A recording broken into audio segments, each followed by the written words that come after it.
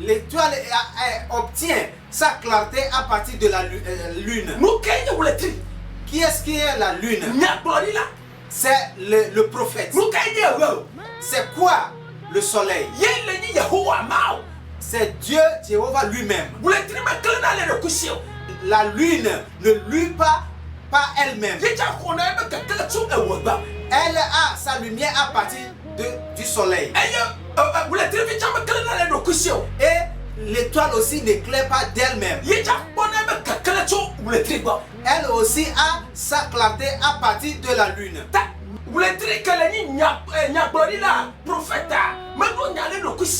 Donc, la lune étant le symbole du prophète, n'a pas sa lumière à lui-même. Il reçoit ses recommandations de Jéhovah. Et l'étoile aussi n'éclaire pas d'elle-même, mais elle a sa clarté à partir de la lune. Cela veut dire que le pasteur aussi a sa clarté à partir de prophète. Avant que Jésus ne parte, il a remis l'église à Pierre. S'il y a quelque chose à faire en ce moment, il va falloir qu'on demande à Pierre. Comment devons-nous le faire? Mais cette église que nous avons déjà mentionnée, certaines d'entre elles marchent selon leur propre vision. Certains permettent à Jézabel de venir indiquer où il est dirigé. Et nous avons constaté qu'ils ont échoué.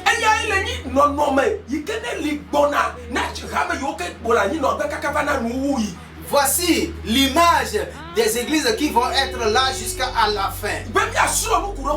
Pour que nous apprenions à propos d'elles. La question est celle-ci. La mission dans laquelle, ou bien l'église dans laquelle tu adores, quelle est son image?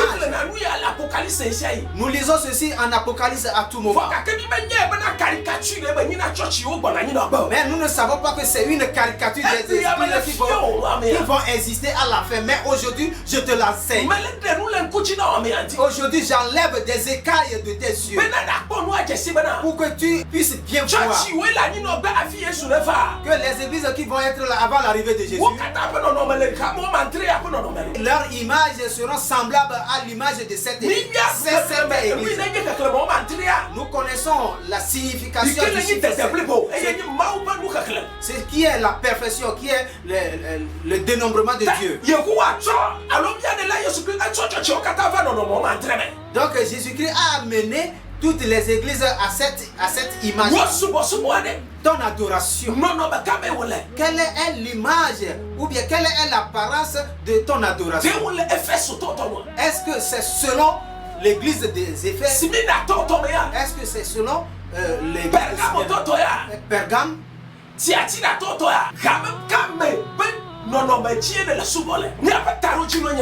Notre objectif est que nous ayons la vie éternelle. Pour que nous n'allions pas perdre notre temps. Notre objectif et notre espoir est d'avoir la vie éternelle. Pour que nous ayons part à l'enlèvement. C'est à cause de nous que Christ est venu. Je veux nous dire une vérité. Jésus-Christ n'est pas venu pour Israël. Jésus-Christ est venu pour nous, les Israélites spirituels. Israël. Il n'est pas fait pour croire. La croyance est là pour les idolâtres. Pour Israël, c'est de voir et avoir la confiance. Il y a la différence entre la confiance et la croyance. Donc Paul a expliqué la croyance est ce qu'on ne voit pas. Mais on a confiance que ça existe. Donc la croyance est là pour ceux qui n'ont pas vu.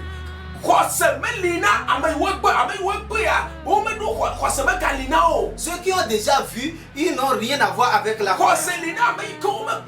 Donc la foi est pour ceux qui n'ont pas vu. Mais ils ont cette confiance-là que cela existe. Donc c'est à nous qu'on a donné la foi. Mais celui qui nous a amené la foi, c'est Jésus-Christ, notre Seigneur. C'est lui qui a amené la femme.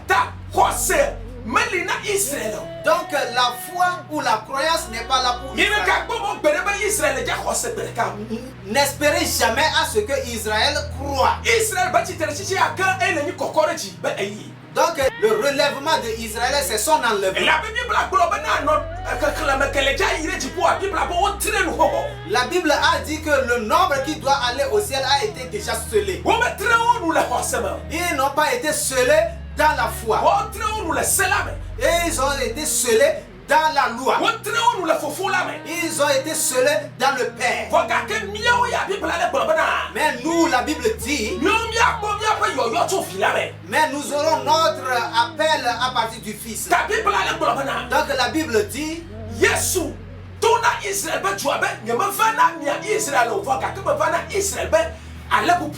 et la Bible a dit que Jésus-Christ a dit que je ne suis pas venu pour Israël, mais je suis venu pour les brebis égarées d'Israël. Et la mission ou bien l'église a commencé en Israël. Mais ça ne va pas continuer en Israël. L'église quittera Israël. Il ira à un autre endroit. C'est pourquoi Jésus-Christ a dit dans le livre de Jean, chapitre 10, verset 16, Jésus a dit que j'ai une autre bergerie qui ne vient pas de cette bergerie. Mais lorsque le moment viendra, je vais les amener et ils seront ensemble. Jésus-Christ parlait à propos de la foi d'une autre nation. C'est pourquoi Jésus-Christ a dit, pour vous, il est écrit sur vous que vous verrez, mais vous ne comprendrez pas. Vous écouterez, mais vous n'aurez pas la connaissance. Car votre salut ne viendra pas de la foi ou bien de la croyance. Et tu écoutes cette parole, mais aujourd'hui je te laisse. Pourquoi Jésus-Christ a dit cela à Israël? Vous allez continuer par voir. Comme Esaïe l'avait dit à propos de vous. Mais vous ne connaîtrez pas. Vous écouterez, mais vous ne comprendrez pas. Mais car la compréhension n'est pas destinée à eux. La partie d'Israël qui aura la vie éternelle, cela ne viendra pas de la foi. Et ils ont été mentionnés 144 000 personnes. La Bible dit que eux ils sont déjà scellés.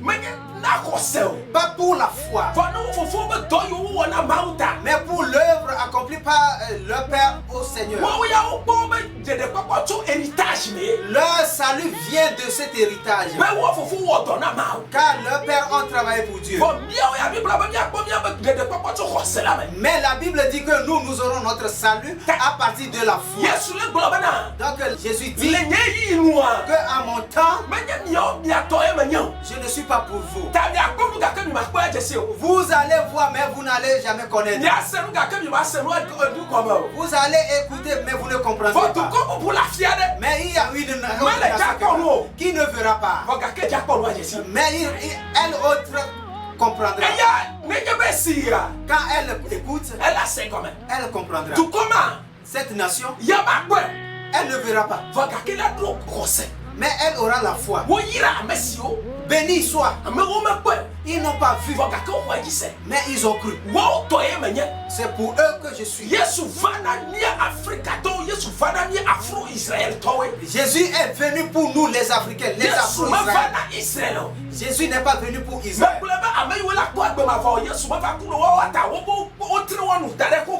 Je dis que ceux des Israélites qui auront la vie éternelle ont été déjà scellés. Le sang de Jésus-Christ n'a pas racheté les Israélites. Les Israélites qui auront la vie éternelle, ils n'auront pas ce salut-là à partir du sang de Jésus-Christ. Ils ont été déjà scellés. Mais la Bible dit, j'ai vu une grande foule, une multitude qui ne peut pas être comptée, qui ont été rachetés à partir du sang de Jésus-Christ, à partir de toute la terre. Qu'est-ce que la bonne nouvelle? La bonne nouvelle, c'est la parole de Dieu avec le sang. C'est ça l'alliance que Jésus-Christ a faite avec l'église. Pour que l'église n'ait jamais la perdition, mais elle ait la vie éternelle. Mais Jésus a dit quelque chose à Israël. Lorsqu'il leur avait dit qu'il a une autre bergerie, il leur a dit en Matthieu 21, verset 43 que il a dit, la bonne nouvelle vous sera arrachée et cela redonné à une autre nation qui portera son fruit. Ce qui veut dire que l'église a bel et bien commencé en Israël, mais ne continuera pas et ne se terminera pas en Israël. La mission terminera à un autre endroit. La Bible dit qu'elle sera donnée à une autre nation. La fiancée de Jésus-Christ n'est pas en Israël, mais c'est dans une autre nation. Donc si nous rentrons dans le livre de Sophonie, le Sophonie 3, le verset 9, la Bible dit au-delà des fleuves d'Éthiopie, que c'est au-delà des fleuves d'Éthiopie, c'est de là que sera amené les moissons. C'est là que sera ramené les sacrifices. Et c'est ça la prophétie concernant l'Afrique. La bonne nouvelle vous sera retirée. Donc si nous cherchons maintenant la fiancée de Jésus-Christ, on la trouvera où? Nous la trouverons en Afrique. Nous la trouverons en Afrique. Sophonie a prophétisé au-delà des fleuves d'Éthiopie. C'est de là que les moissons seront ramenées. Quels seront les fruits?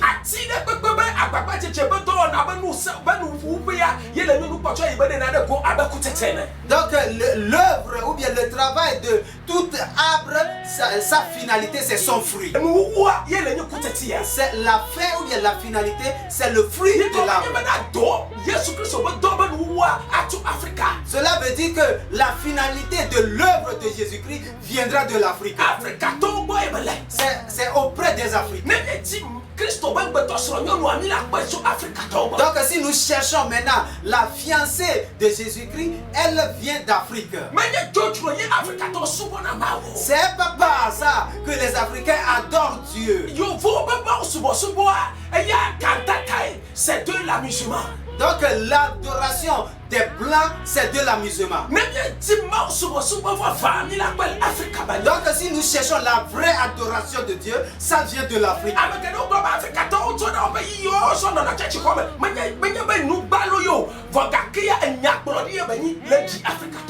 La majorité des gens disent que les Africains perdent leur temps en restant à l'église ou bien dans les temples pour adorer pendant longtemps, alors que c'est une prophétie qui s'accomplit dans notre vie. La Bible dit que la parole sera retirée à Israël, sera donnée à une autre nation. Apocalypse chapitre 12. Nous allons lire ça. Nous allons lire. Nous allons apprendre quelque chose dans le livre des Apocalypses. Apocalypse chapitre 12 à partir du verset 1. Un grand signe parut dans le ciel. Une femme enveloppée du soleil, la lune sous ses pieds et une couronne de 12 étoiles sur sa tête. Elle était enceinte et elle criait, étant en travail et dans les douleurs de l'enfantement. Verset 3. Oui. Un autre signe parut encore dans le ciel. Oui. Et voici, c'était un grand dragon rouge, ayant 7 têtes et 10 cornes. Et sur ces têtes, 7 diadèmes. Verset 4. Sa queue entraînait le tiers des étoiles du ciel et les jetait sur la terre. Le dragon se tint devant la femme qui allait enfanter afin de dévorer son enfant lorsqu'elle aura enfanté. Verset 5. Elle enfanta un fils qui doit paître toutes les nations avec une verge de fer. Et son enfant fut enlevé vers Dieu et vers son trône. Verset 6. Et la femme s'enfuit dans le désert où elle avait un lieu préparé par Dieu afin qu'elle y fût nourrie pendant 1260 jours. Alléluia. Amen. Il y a un grand signe qui parut dans le ciel. Et j'ai vu une femme. C'est Jean qui parle. Jésus veut te révéler quelque chose concernant la femme. La femme glorieuse. Ce que nous avons vu dans le livre des Éphésiens. Voici son dessin. Nous voulons que maintenant tout le monde voit ça clairement. C'est qui la femme là? C'est l'église. C'est la fiancée de Jésus. L'époux c'est Jésus-Christ. C'est la femme qui est ici. Le soleil représente Jéhovah.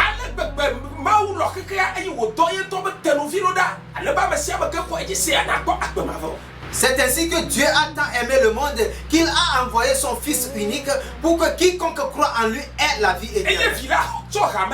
Et le Fils a amené l'église. Le Fils est la tête de la femme.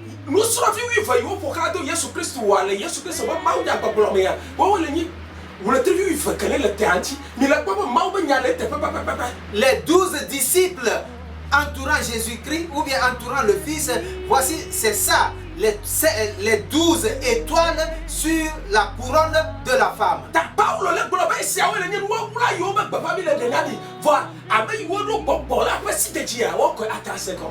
Paul dit ici que c'est ça la vérité cachée de l'esprit, que ceux qui ont seulement la compréhension de l'esprit peuvent voir. Paul a dit que Christ est la tête de la femme. Qui est l'église? Qui est l'église?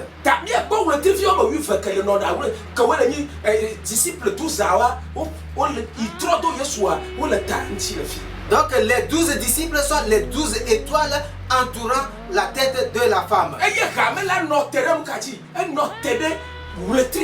Et l'église se tenait sur la lune. La lune c'est quoi? Nous avons dit tantôt dans l'enseignement que la lune représente le prophète. Et le soleil c'est Jéhovah. Donc l'église est bâtie sur une prophétie. Donc l'église c'est une église de prophétie. Donc qui marche selon la voie des prophètes. La Bible dit que lorsque la femme allait enfanter, il y a un grand dragon rouge. Et derrière tout ça là, après tout ça là, l'enfant a été enlevé vers le ciel. Et maintenant, les ailes de l'aigle ont été données à la femme pour s'envoler vers le désert. L'enfant qui a été enlevé vers le ciel, nous avons vu que c'est Christ. La femme volait vers le désert. Comme Jésus l'a dit. Comme la parole vous sera retirée et donnée à une autre nation. La parole quittera Israël vers une autre nation. La femme quittera Israël vers une autre nation. La femme n'est pas venue pour Israël. Mais la femme est venue pour une autre nation. La femme ira au désert. Là où elle résidera pendant plusieurs jours. La femme et ses enfants sont au diaspora. Christ est juif. La femme aussi est juive. Mais ils ont enfanté des enfants dans le désert. La femme et ses enfants sont au désert. En attendant l'arrivée du Seigneur pour les enlever. Donc toi et moi aujourd'hui nous sommes dans le désert. La femme est allée au diaspora. Et elle a fait des enfants au diaspora. Toi et moi aujourd'hui, à travers la bonne nouvelle de Christ, nous sommes devenus des juifs. Non pas selon la chair, mais selon la parole.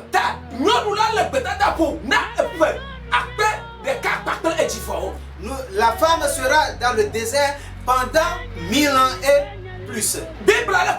La Bible dit, la femme est allée au désert. Et elle sera là-bas pendant plusieurs jours. Là où Dieu lui-même lui a préparé une place. Donc l'église est parmi les Africains. Donc l'époux maintenant est parmi les Africains. Donc le fils et la femme sont parmi les Africains.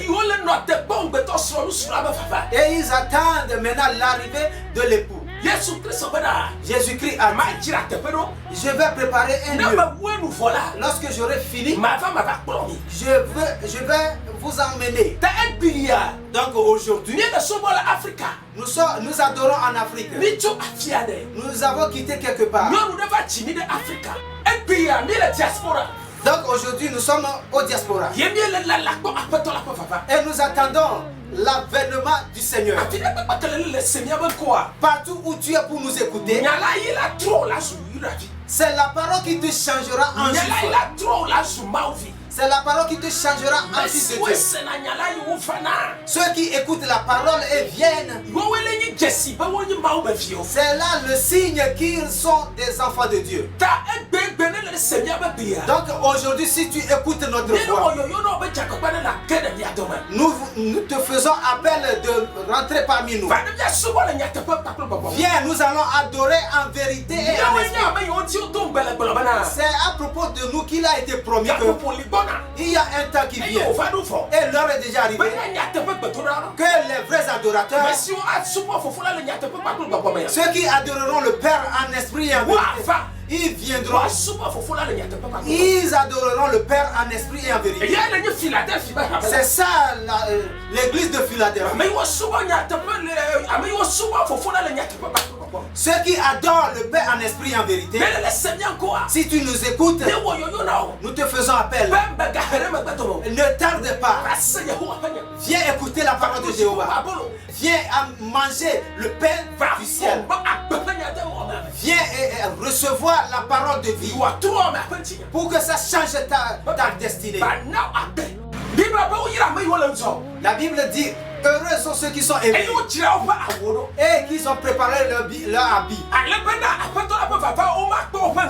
pour que leur nudité ne soit pas vue à l'arrivée du Seigneur. Qu'est-ce qui est l'éveil? C'est la parole de Dieu qui doit te donner la vie éternelle.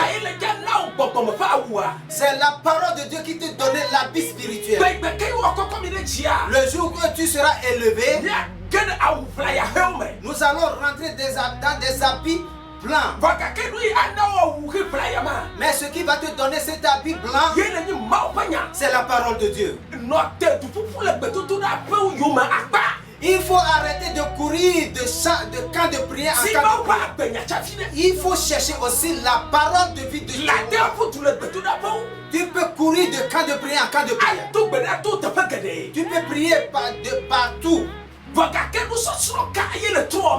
Mais quel est l'enseignement, ou bien, oui, l'enseignement qui change ta vie?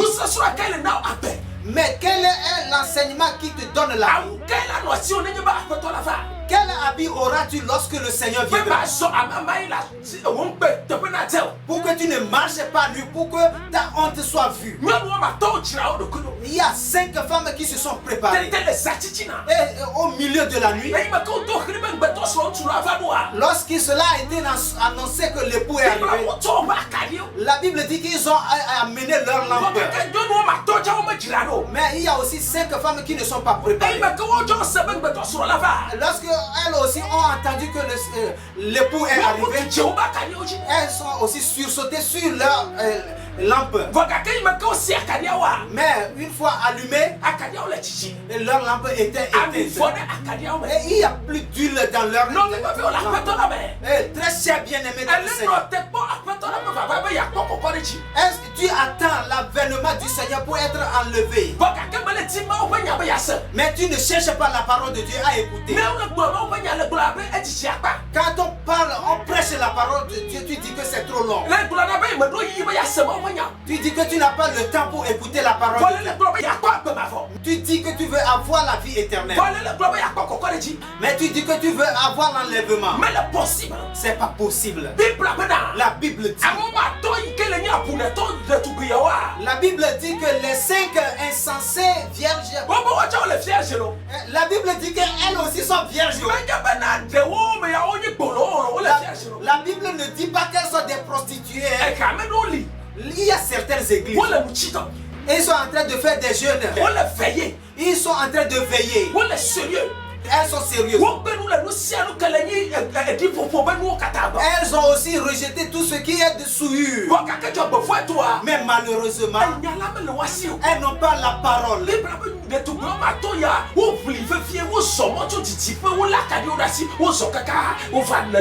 La Bible dit que ces 5 insensés vierges aussi ont marché de longues distances pour arriver. Elles tenaient aussi leur lampe.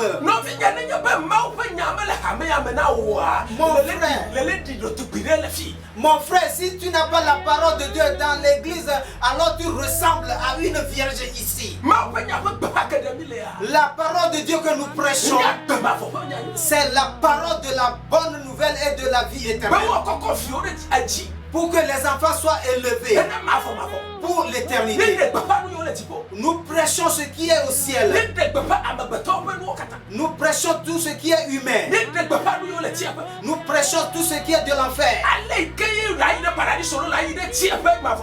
Et la façon dont tu vas aller au paradis ou tu vas aller dans l'enfer éternellement.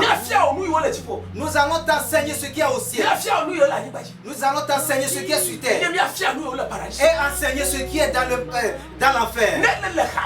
Si tu es dans l'église et il n'y a pas de l'enseignement, tu ressembles à une vierge. Tu ne voles pas. Tu ne fais pas de la prostitution. Tu pries bien. Tu es à l'heure à l'église. Mais il n'y a pas la parole. Très cher bien-aimé, viens, nous allons apprendre la parole. Il n'y a pas la parole. Tu ne peux pas aller. Car il y aura de ténèbres très bientôt. Et tu ne peux plus marcher, tu ne peux plus bouger. La Bible dit au milieu de la nuit. Georgie